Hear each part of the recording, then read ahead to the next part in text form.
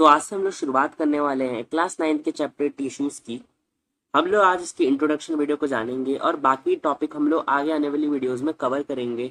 आज हम लोग टिश्यू के बारे में जानेंगे, टिश्यू की डेफिनेशन जानेंगे और हमने प्रीवियस चैप्टर में क्या पढ़ रखा है वो हम लोग जानेंगे और उससे हम लोग टिश्यू को रिलेट करेंगे। तो चलिए शुरू करते हैं।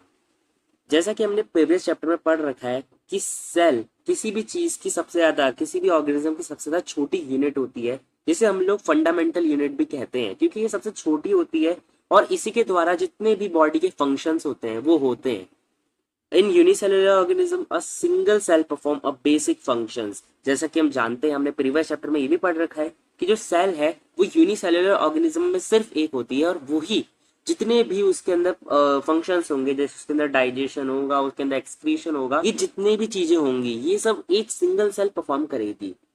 एग्जाम्पल हम अमीबा का ले सकते हैं। Amoeba movement, intake of food, gases exchange and excretion. जैसा कि हम जानते हैं अमीबा में भी एक ही सेल होती है, अमीबा भी यूनिसेलुलर ऑर्गेनिज्म का एक एग्जाम्पल है। तो उसमें जितनी प्रोसेस है, जैसे इनटेकिंग ऑफ फूड हो गया, हमारा गैसेस एक्सचेंज हो गया, गैसेस का जो एक्सचेंज होता है, एक्सक्रीशन हो गया, वेस्ट मटेरियल को बाहर निकालना, ये सारी की सारी एक ही सेल के द्वारा होता है।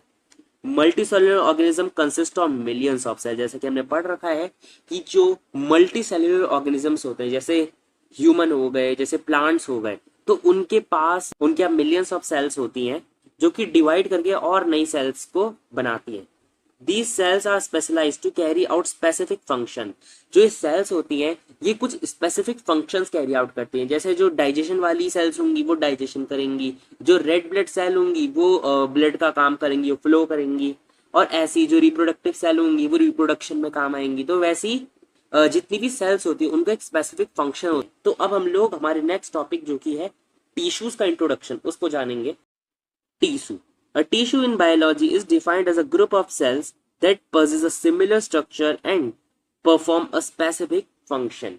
तो टिश्यूज क्या है? जब एक से ज्यादा सेल्स, मान लीजिए हमारे पास बहुत सारी सेल्स है, जब वो एक जगह आ जाती हैं, जब वो मिल जाती हैं, तो वो क्या बनाती है? वो टिश्यू बनाती है। और ये टिश्यू का काम क्या होता है? वो एक स्पेसिफिक फंक्शन को multi cellular organism demonstrate division of labour among the specialised cell.